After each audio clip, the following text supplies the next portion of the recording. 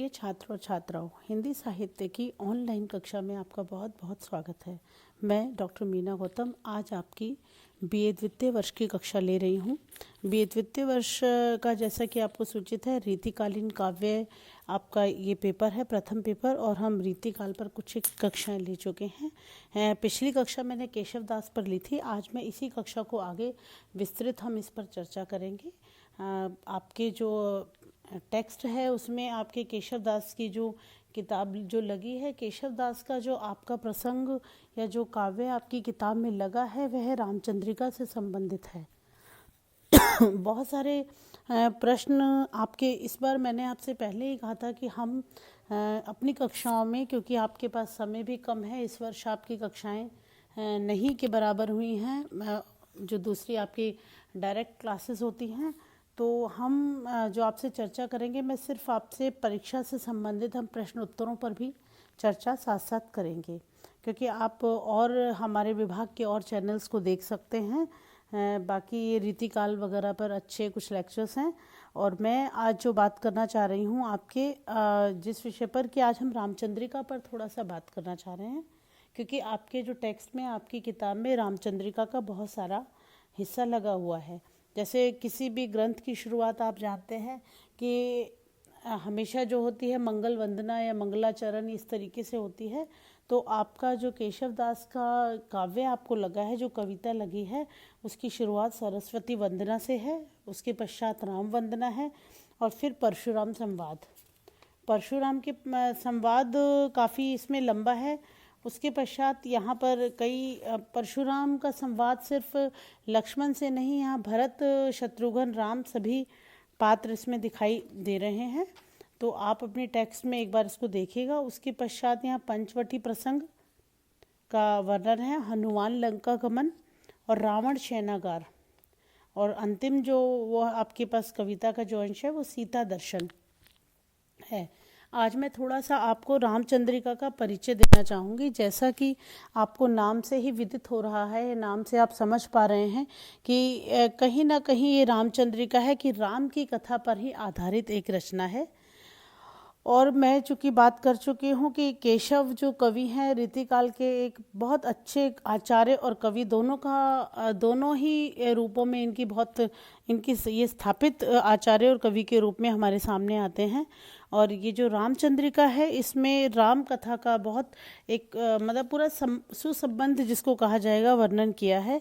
और रामचंद्रिका, जैसा कि मैंने पिछली कक्षा में बताया कि जितना भी एक रीतिकाल का ज़्यादातर जो काव्य है वो मुक्त छंद, ये मुक्तक कविता के रूप में हमारे सामने आता है। चाहे सविये रचे गए हों, दोहे रचे गए हों, कवित्त रचे गए हों, लेकिन रामचंद्रिका एक आपके सामने जो हमें मिलती है ये प्रबंध काव्य के रूप में है, और कुछ एक विद्वान इसको महाकाव्य के रूप में भी स्थापित करते हैं। और यह प्रबंध काव्य है, और इसकी में प्रबंधात्मकता के साथ साथ महाकाव्य के गुण मिल जाते हैं। संस्कृत काव्य शास्त्र में जब कहते हैं कि महाकाव्य और प्रबंध काव्य को पर्याय की तरह ही माना जाता है, और अब हम इसकी प्रबंधात्मकता पर थोड़ी सी बात करेंगे, क्योंकि इस रामचंद्रिका का जो स्वरूप हमारे सामने आता है महाकाव्य, ये प्रबंध काव्य के स्वरूप में ही आता है। क्योंकि जब आप प्रबंध काव्यों की विशेषताएं देखते हैं या हम प्रबंध काव्यों की विशेषताओं पर जो बात करते हैं, वो सारी विशेषताएं इसके अंदर मिलती हैं। उदाहरण के लिए जैसे आप समझते हैं कि कोई भी प्रबंध काव्य का जो हमारा कथा होता है, जो कथा वाला कथ्य जो होता है, वो ऐतिहासिक या अति प्रसिद्ध घटना पर हम चित्रित करते हैं। शुरुआत हम मतलब मंगलाचरण से करते हैं, और दूसरा कि इसमें जो नायक होना चाहिए वो धीरोदात्त होना चाहिए, या किसी प्रख्यात वंशी राजाओं के चरित्र का उद्घाटन होना चाहिए। सारी जो विशेषताएं आप स्कूल में भी पढ़ते आए हैं, वो सारी चीज़ें देखते हैं, वो सारी की सारी जो इसमें विशेषताएं हैं वो इसमें दिखाई देती हैं। रामचंद्रिका में इस प्रकार के मतलब प्रबंधात्मकता का निर्वाह किया गया है महाकाव्य का इसकी। और दूसरा जो कथा है वो सर्गों में, निश्चित रूप से सर्गों में विभाजित होनी चाहिए। तो रामचंद्रिका के अंदर सारे के सारे इन तत्वों को दिखाया गया है, क्योंकि इसकी कथा वस्तु आप देखते हैं ऐतिहासिक है, बहुत प्रसिद्ध है। नायक जो राजा राम हैं, धीरोदात्त हैं, विष्णु के अवतार माने जाते हैं, चारों पुरुषार्थों में कि जिनमें जो मुख्य उद्देश्य माना जाता है, प्रतिपाद्य जो पूरा माना जाता है, उसमें श्री राम को धर्म अर्थ काम इन तीनों फलों की प्राप्ति होती है। और अंतिम पुरुषार्थ मोक्ष की बात जब हम करते हैं, इन चारों पुरुषार्थ में से किसी एक पुरुषार्थ के उद्देश्य के लिए प्रबंध काव्य रचा जाता है। और कथा के जो नायक हैं राम तो स्वयं ही मोक्षदाता के रूप में स्थापित एक व्यक्तित्व हैं। रामचंद्रिका में और बहुत सारी चीज़ें हैं जो आप पढ़ते रहते हैं कि जैसे हम कहते हैं कि नगर, ऋतु वर्णन और सूर्य, चंद्र, उद्यान, जल क्रीड़ा, इस तरह की वर्णन होने चाहिए। ये सारी की सारी चीज़ें आपको रामचंद्रिका में दिखती हैं।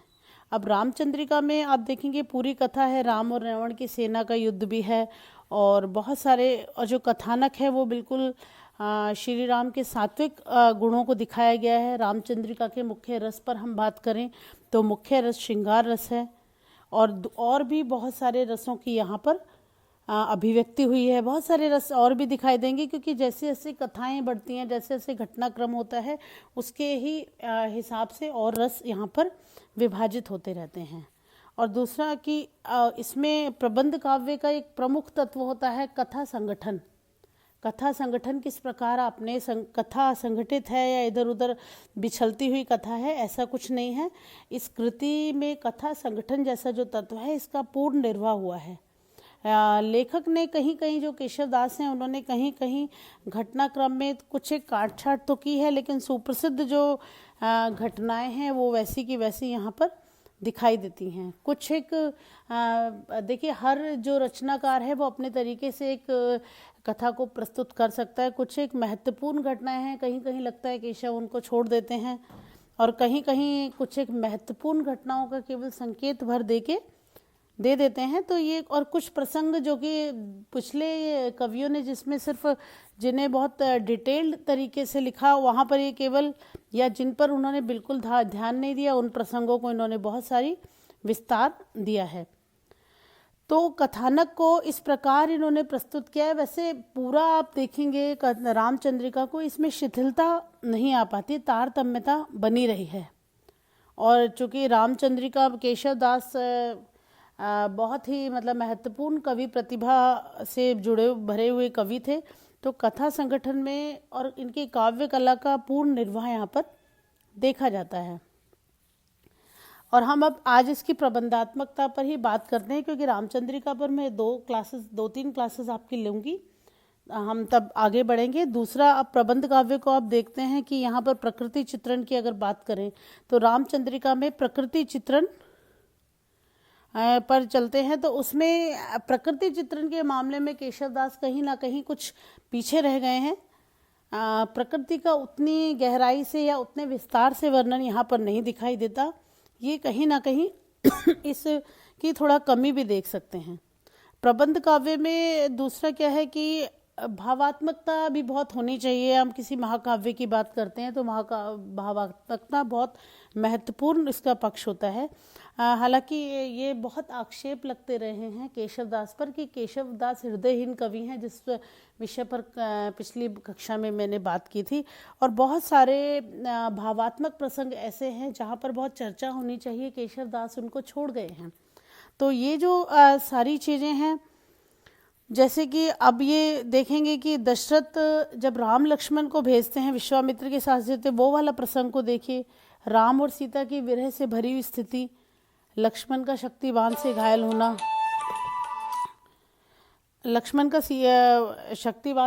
होना, भरत कैकेयी संवाद, हनुमान रावण संवाद या अंगद रावण संवाद, कुछ बड़े मार्मिक स्थल ऐसे हैं जहाँ पर तो केशव दास बिल्कुल कहीं कहीं उनकी जो भाव अभिव्यक्ति वो बिल्कुल तरल दिखाई देती है, और कहीं कहीं ऐसे प्रसंगों पे वो चमत्कार बहुत ज़्यादा दिखाई देता है। और कवि हृदय की भावुकता कुछ एक जगह पर है, लेकिन जो भावुकता रामचरितमानस लिखने वाले तुलसीदास ने दिखाई, उनसे भावुकता में कहीं ना कहीं केशवदास कम पड़ते हैं। जैसे एक प्रसंग मुझे अभी बड़ा ध्यान आता है कि आप ही देखिए कि भरत जब कैकेयी से अपने ननिहाल से आकर पूछते हैं कि मात कहाँ नृपतात, अपने पिता के बारे में पूछते हैं, तो कैकेयी जवाब देती है, गए सुरलोक ही क्यों सुत शोक लिए।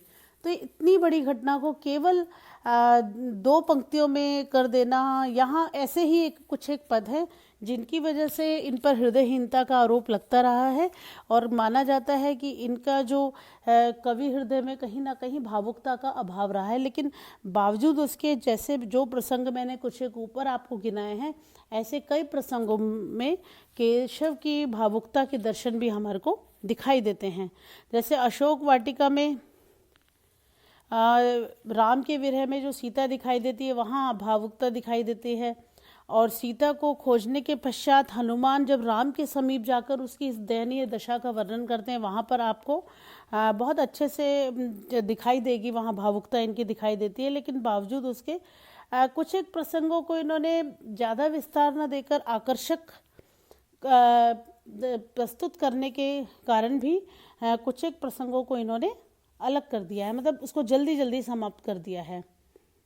और कुछ रोचकता बनाने के लिए जैसे अंगद रावण संवाद हैं जो, या अश्वमेध की बात करते हैं। और एक और चीज़ है कि इनका जो रामचंद्रिका है, अपना रामचरितमानस जो है कि वो आप देखेंगे कि रामचरितमानस सीता या राम के वनवास से अयोध्या आने के बाद समाप्त हो जाती है। लेकिन इन्होंने जो लिखा है रामचंद्रिका का जो प्रसंग है, इन्होंने अश्वमेध यज्ञ तक, लवकुश तक इस प्रसंग को उठाया है।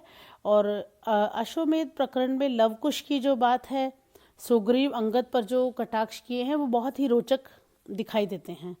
और अगर हम बहुत सारी चीज़ें हैं, अब मैं थोड़ा सा अब इनके दोष पर भी अगली कक्षा में भी बात कर सकते हैं, नहीं तो आज इसको हम समाप्त ही करते हैं। कुछ एक दोष हैं, जैसे माना जाता है, जिस पे मैंने बात की कि कई बार ये दोष है कि मार्मिक प्रसंगों की अवहेलना ही करते हैं, कुछ एक असंबद्ध प्रसंगों की योजना, और कहीं कहीं जगहों पे अननेसेसरी, अनावश्यक रूप से विस्तार प्रियता। ये 3 दोष इनके जो बड़े अलग हैं, जिसकी वजह से इनको मतलब कभी कभी रामचंद्रिका जो इन्होंने लिखी है, उस पर इन दोषों की वजह से इसकी प्रसिद्धि को कभी कभी लोग प्रश्न इस पर करते हैं। तो मैं इसके मतलब हम लोग अंत में मैं कहना चाहूँगी कि केशव ने मतलब एक प्रबंधकार की तरह महाकाव्यत्व का निर्वाह तो किया है, एक प्रबंध काव्य की तरह से रामचंद्रिका को रचा है। लेकिन वो जिस परिस्थितियों में वो लिख रहे थे, उनका जो सबसे बड़ी जो केशवदास की कमजोरी है, वो उनका युग है। जिस युग में वो रचना कर रहे हैं, कहीं ना कहीं उस युग की परिस्थितियों के कारण वो पूरे के पूरे सभी प्रसंगों का या उस कथा का उचित उपयोग नहीं कर सकते।